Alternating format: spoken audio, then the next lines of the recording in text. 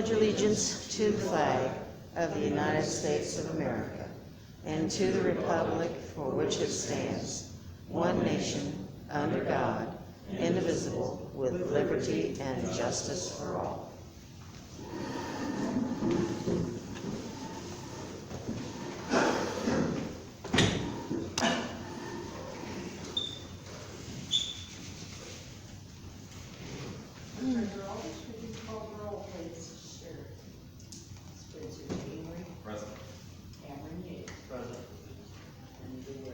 Present. The minutes of the July 18th meeting have been presented for review. Are there any additions or corrections? None. Is there a motion to approve? Second. Without objection, the minutes are approved as presented. Next order of business are the regular claims for August 1st, totaling $317,891.78. Is there a motion to approve the claims? So moved. Second. Discussion? We did have a question regarding $4,132.41. An old settler expenses for camp rental, performer fees, that was paid out of edit, on behalf of Delphi Main Street.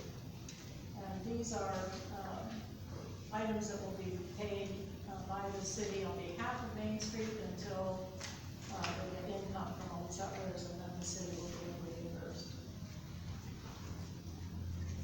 And next year, just informational, we'll treat Delphi Main Street now that it is up and running as we do the EDC. So we'll ask them to present a contract for what services they will be providing on behalf of the businesses downtown and promotion of the city of Delphi. And then we will pay them as we do the economic development corporation. Are there other items that were questioned on the claims? I just had something really quick. The signs for Armory Road, I assume we've got those.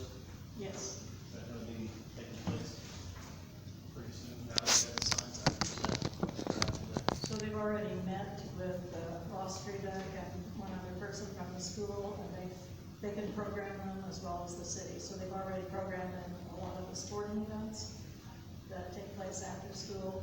So those lights will flash whenever there's an after-school activity in addition to the school hours. so they will be functional for the start of the school. They already are. Good. Okay, great, thank you. When does the school year start? I think it's next. School week starts the after. 11th. I think it's the 11th, the Yeah, kids, 11th. yeah. Yeah. Teachers go sooner. There's one, you can ask her, yeah. Right around the corner.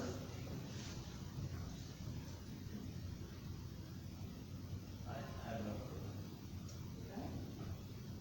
All in favor of approving the claims for $317,891.78, signify by saying aye. And I am aye, motion carries. So JT Doan has a request on behalf of Good in Delphi and Delphi Main Street regarding some safety issues for Saturday traffic. Yes, JT? Mayor, Board of Works, obviously, I hope many of you, I know, got a chance to meet many of you at the last farmer's market, if you were up there, with the Do It Delphi Farmers Market combination. Great turnout, so in anticipation of that and the traffic we had, of course, we were on that courthouse side of market in Washington, and so after further discussions, and also Chief, thank you, Chief had an opportunity to be up there too, we have a request that we could modify that to actually have both sides of Franklin between Washington and Market, and then have Market Street, both sides, half block, just beyond where the office is. Chief, does that sound accurate to? Yeah, that Okay. sounds accurate.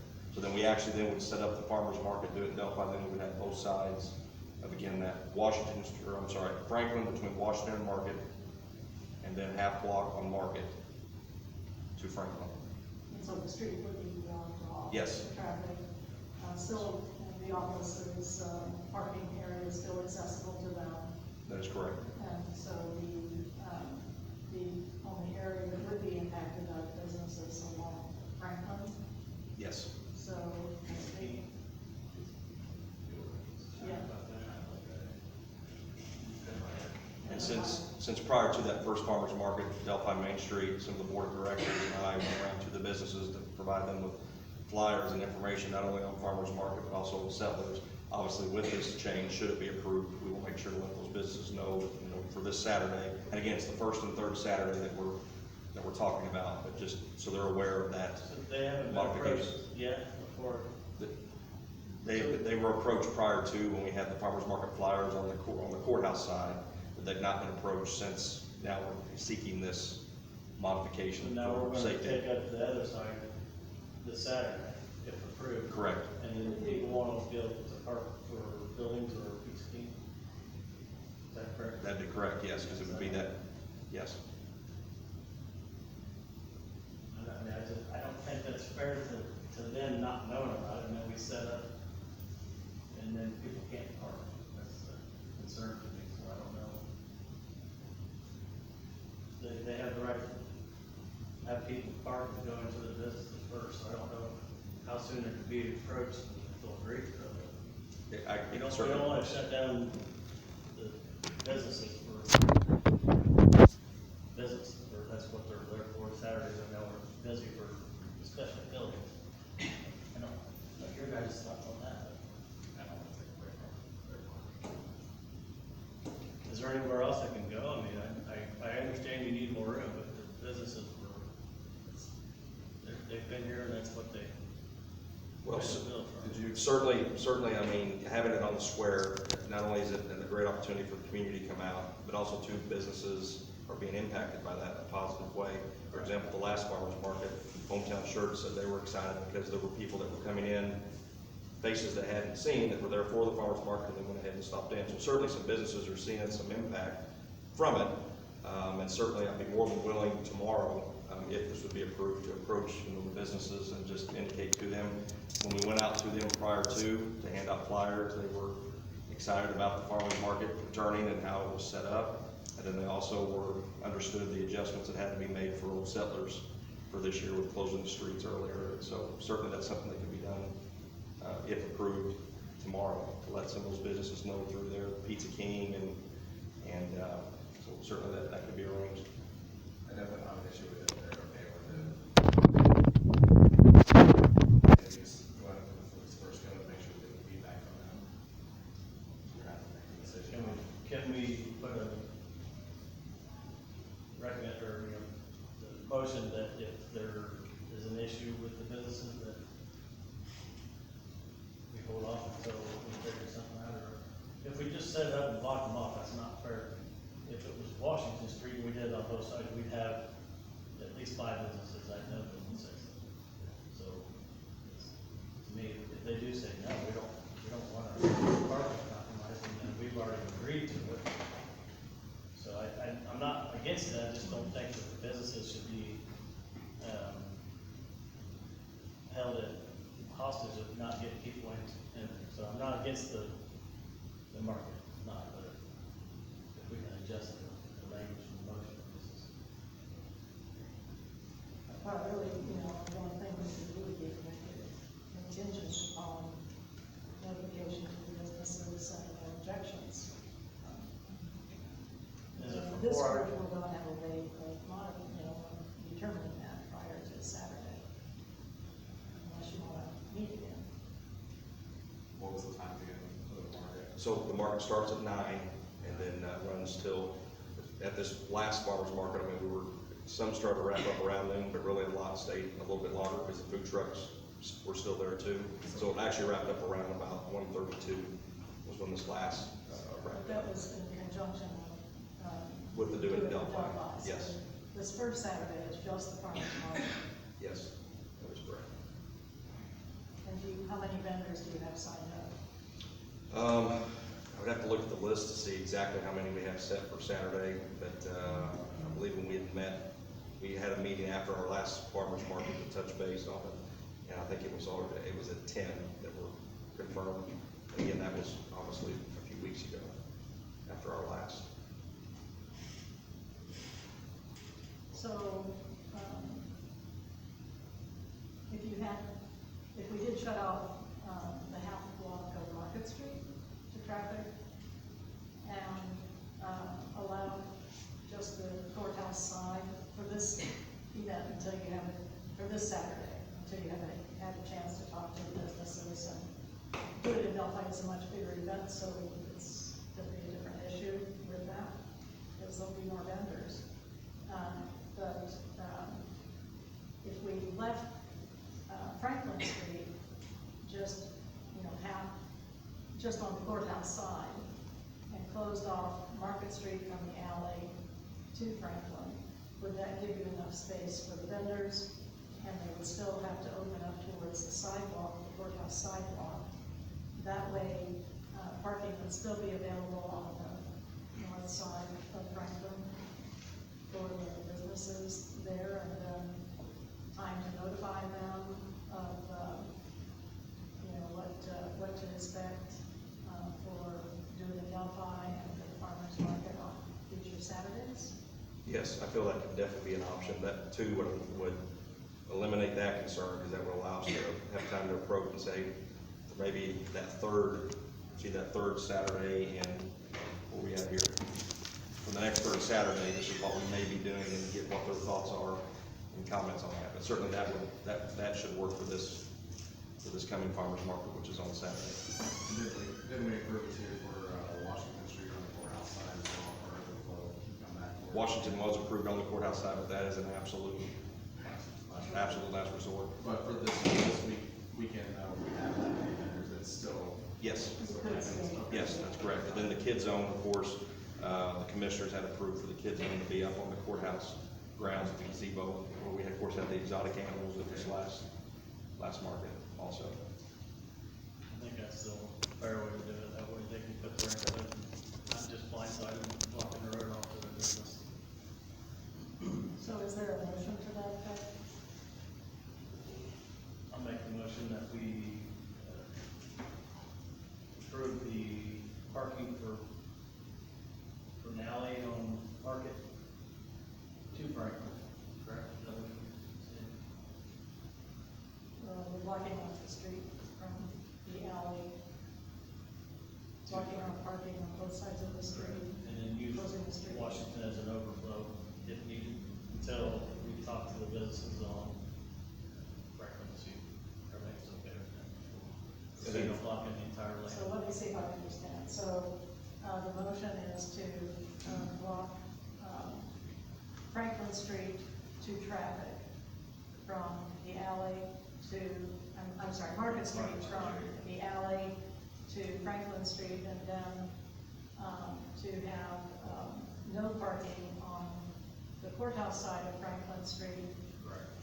and if needed, on the courthouse side of Washington Street. Is that, Correct. is there a second? I'll second. Any further discussion? All those in favor signify by saying aye. Aye. And I am aye. Thank you, and I'll also make arrangements, Aaron and I, similar that we did before, to have, whether it's cones or signage, whatever we need to have set out to make that happen. Thank you. Thank you. Okay, in your packet is a change order for Community Crossings Matching Grant, program 2020-2. That was the project with E&B paving in Wilson and other streets. This reverses a previous change order, which we had submitted, I think it was change order 3, which deducted the liquidated damages from E&B for the delays in construction, from their final pay application. NDOT questioned that approach, and so, we have been asked that we resubmit our closeout documents. So this change order 4 will reverse basically that change order 3. We will issue a check for the pay application to E&B payment, to E&B paving, and they in turn will issue a check to the city of Delphi for the liquidated damages. And then once their check has, once we have the canceled check, we'll resubmit our closeout documents. So is there a motion to approve change order number 4? I'll make that motion. Leanne's probably ready to be done with this, I'm sure. Is there a second? I'll second. Any discussion? So clarification, we got the check, they get it, and they're going around and pressing on the check back. Correct. And that's the only way you can do it, and you can't offset them. Did you get to talk to NDOT about it, and they're still spinning in circles? They have cleared. Yeah. That would be fine. Yeah. Unfortunately, had to go through that, but Well, we know for the next time, should we ever have, it's very unusual to have liquidated damages, because, I don't think, well, it's very rare for a contractor not to meet the substantial completion date, so even if it was just a wait over, in the fall and in the spring. So, we handled it one way, and it turned out that it had occurred to be, not have deducted the liquidated damages, so this will correct that action. We have all the grants we've done, this is the first time I've ever been involved in liquidated damage. I've never seen one this high. I've seen it a few days, and weather, not anything that doesn't extend. Okay, any further discussion? All those in favor, signify by saying aye. And I am an aye, motion carries. And this is just for information more than anything, but we do an update on the 402 South Washington Street, and Mr. Eccles has agreed to donate his property to the city, and that will be on the agenda for the council meeting, with a resolution to accept the donation. Hopefully that will enable us to proceed with action there and get the property back in condition that it can be put back on the market, made available for use, other than continuing this saga forever. The next item in your packet is an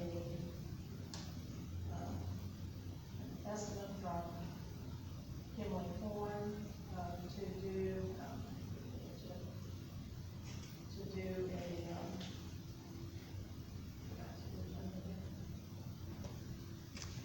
basically to do due diligence on what would be a phase 1 of development for the Burnett Farms property. After meeting with the owners, we discussed moving forward on creating a more detailed plan for a first phase of development on about 75 to 90 acres.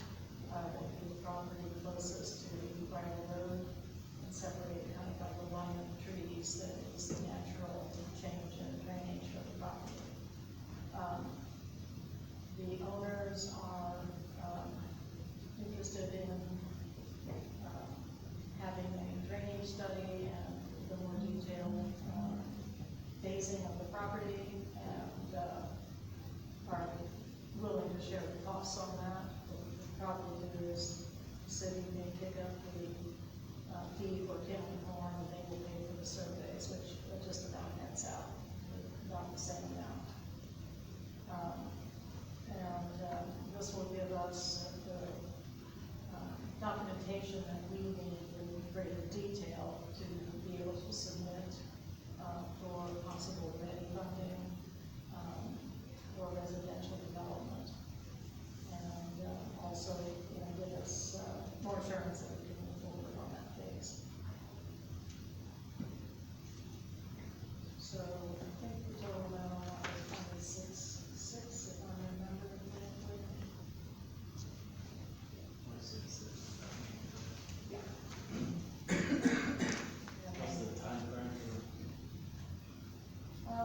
see, we're hoping to get this done in about the, I think it was timeline you mentioned.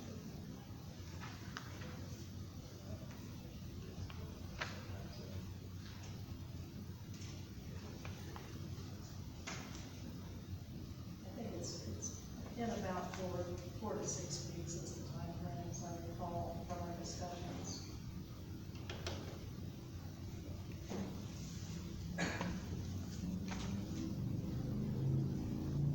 Is there a motion to approve?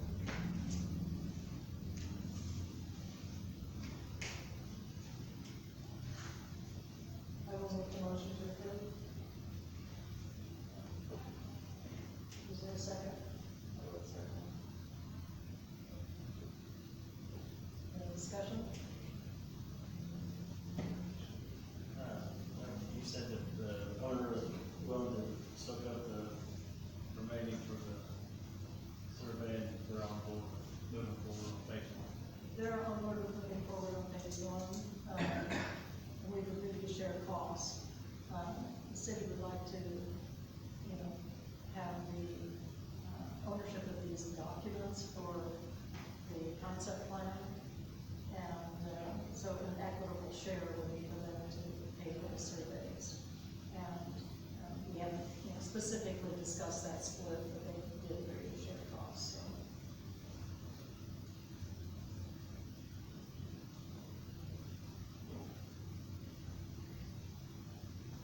Further questions? All those in favor signify by saying aye. Aye, motion carries. And finally, we were going to have a revision to the docket that would, have, recommended the disposition of the police department's 2020, Dodge Ram, truck and sale to the sheriff's department. We've since found out that from, our financial advisors that really needs to be done through a resolution to transfer. And so, that'll be dealt with in, probably the September 1st meeting at council. But Chief, do you wanna explain what's going on with that? We're taking the 2020 out of our fleet and replacing it with the 2022 Explorer.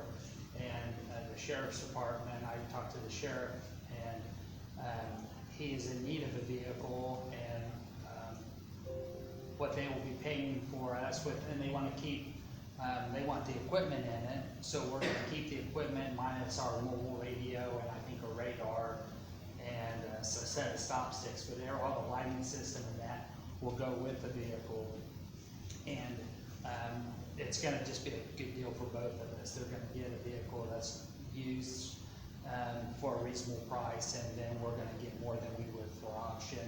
And whenever you have equipment in a vehicle and they take it out, it usually sits in a box, and you might use a few lights out, but most time in a couple of years it's up in storage and you aren't able to utilize it. And I contacted Tony Gearson and Chevrolet and told him the price that and he said, he goes, I think that's a good deal for both you guys. They're getting a vehicle that is used and roadworthy and with equipment, and you're getting more than you would. He says, if you either one, you can go wrong. So once we get that resolution, then we can just transfer the property that way.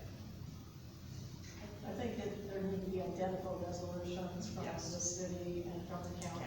And so, Justin is going to draft that as the vehicle information and provide that to Ted Johnson. Correct. The code actually states a substantially identical resolution by each. Yeah, we did something similar for another client, that's just as long as the terms are the same, you're good to go. Okay, thank you for that explanation. That's all that was on the agenda. Are there any comments or requests? Clerk Treasurer Aldrich? No. Public? Dale? Gail Fire, 510. share. At the last Board of Works meeting, I inquired about several claims on the docket for transfer of funds from the Code Enforcement Violation Fund to the street and water departments. Since that meeting, I've had several communications with the State Board of Accounts and requested documentation from the clerk's office related to those claims, and this is what I've learned. The transfers were made without any statutory authorization or advertisement to the taxpayers. The preferred State Board of Account payment method to pay the city employees for abatement was not utilized.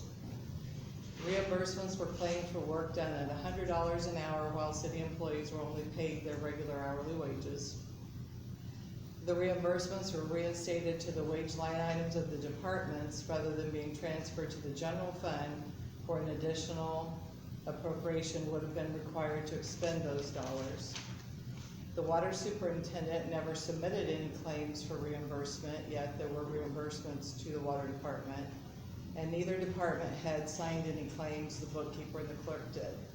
And all of these claims were approved and signed off on by this board. Which is the procedure that has been followed in the past, and there was in fact an invoice from the water department. And this is not a payment to the employees for, this is a fee that is charged for abatement, so that is $100 fee per hour. It doesn't mean that that amount is paid directly to the employees, it is not. We're providing city employees to do abatement work at an expense of an expenditure of $100 per hour as stated in the procedures. And then, once we have, a abatement that has been paid back to the city, it should then be transferred to the line items of those departments. This is a procedure that's been followed for quite a bit of time. And please chime in. Yeah, I'm going to at this point because I wasn't in the office. Gail approached our office with her records request. And all the records were given to her on this particular item that she was requesting. One of it, she was concerned about the division between water and the street department. And if you look at all invoices are prepared, anything that's done through this code enforcement is prepared by Aaron Lyons. There is a fee that is set up, and it's pre-set up. We provided her with all the invoices and the receipts. We provided her even with an email that I had Amanda send to Aaron to divide it out for us by street and water, as state board would require that of us. And that was given to her also. She received all this information on the 26th and the 27th, which explained exactly how the fund operated and showed every invoice that was billed and every receipt, plus that invoice. This was given, she requested on the 26th, it was given to her on the 27th. On the 31st, she's still contacting Craig Myers, wanting to know if he had claims for wage reimbursement or abatement work for any of his employees at Cook Street. It was answered in the packet that was given to her. It was answered both by emails in that packet that had been received, and it was answered with her claims and the receipts and an explanation. So we have done the fund according to the fund that we have set up. I know that the city charges a fee to the property owners at a rate of $100 an hour. I'm aware of that. Aaron made me aware of that. I also have many documents that I'll be happy to share with you from the State Board of Accounts that outlines that by the accounting and uniform compliance guideline for cities and towns, that to transfer funds, there has to be statutory authorization and advertising to taxpayers. I also have documentation from Todd Caldwell that says the preferred method of payment is directly from the Code enforcement fund for the hours that they work. And any reimbursements are not to be reinstated into the departments. They are to go to the general fund, where there would have to be an additional appropriation for those funds to be expended. I contacted Craig Meyer, and he said he did not submit any claims for work. I also asked the State Board of Accounts about transferring funds from a code enforcement fund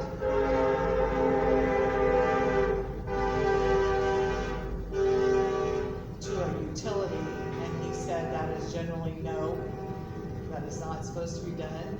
I also asked him about reimbursing a salaried employee, because Aaron's name was on there for part of that work that was done, and I am still waiting on a response from them.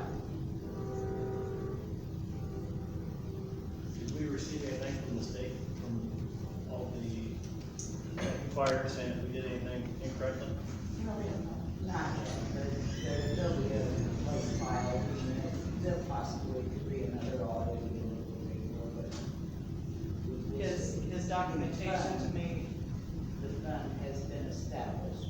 Now the fund has been established. The fund has been established, there are two different funds. One is for major, for example, if we've got to go in and take down walls, take down roofs, but for regular code violations, we have another fund for that. You have revenue accounts going into it, and you have appropriation accounts being paid out. Those are all state compliant with mandatory funding. So until state board tells me that I am doing something, then I am not. his documentation also states that reimbursements are to state on the paperwork the hours worked, the wage paid, and that is and noted as a reimbursement. And I'll send all of this to you. And the rate on the claims was $100 an hour. That is not what the employees were paid. That is not their Of course it regular. isn't, because it also includes gas, equipment. And Aaron and I talked about that, and he said there has to be a way for us to be reimbursed for, but the problem is, that $100 per hour was charged against that fund for wages and reinstated in the wages line item for street and water departments. For street only. We did not put back into the water department, Gail. Well, that's not how it was explained to me. I think sometimes our communication is a big key to everything. It's in the communication of how you ask the question, what part of the question you present, and then what you repeat afterwards.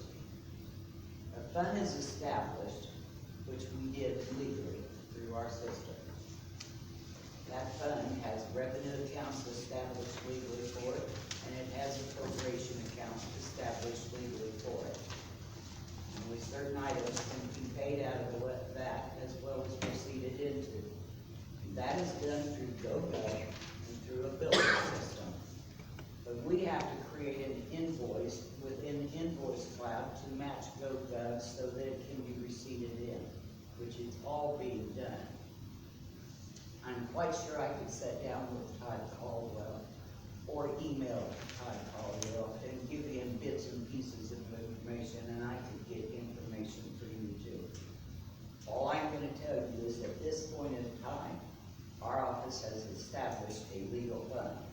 At this point in time, our office has established a way to pay and to receive money into that fund. And that's what I'm doing. The documentation he sent me said that when proposing transfers from one department or office to another, in addition to an ordinance of the town council or common council authorizing such transfers, advertising to the taxpayers is required. I'm reading from the documentation he presented me. So one of the issues that we have with this statement you're just making, when we, and we're taking up time here. When we receive money that comes back in, that money comes revenue back into them. And then there are several different ways to take it. And one of the ways is called a budget adjustment. It has nothing to do with transferring money. It shows that that money was used out of that original account, and it goes back to that original account because it was used out of it. It's called a budget adjustment. I haven't heard you mention budget adjustment at all. You're talking about a transfer. His wording was reinstatement. That money could not be reinstated to those departments. It has to go back to general fund, and then it would require an additional appropriation for that money to be sent. Here are his emails, here is the documentation he gave me. Thank you. You're welcome to have it. That would be fine. You can set it up here. Any other comments? More than 5 more minutes. Anyone else who would go? Any comments? Yes, please. I almost forgot. Was the truck that's going to the sheriff's department, was that declared surplus? That will be handled through the resolution. Okay, that's what's in the resolution. The resolution will declare it surplus. Okay. Establish a value, determine value. Okay. Any other comments? One last motion to be made. Mike, if you agree. So without objection,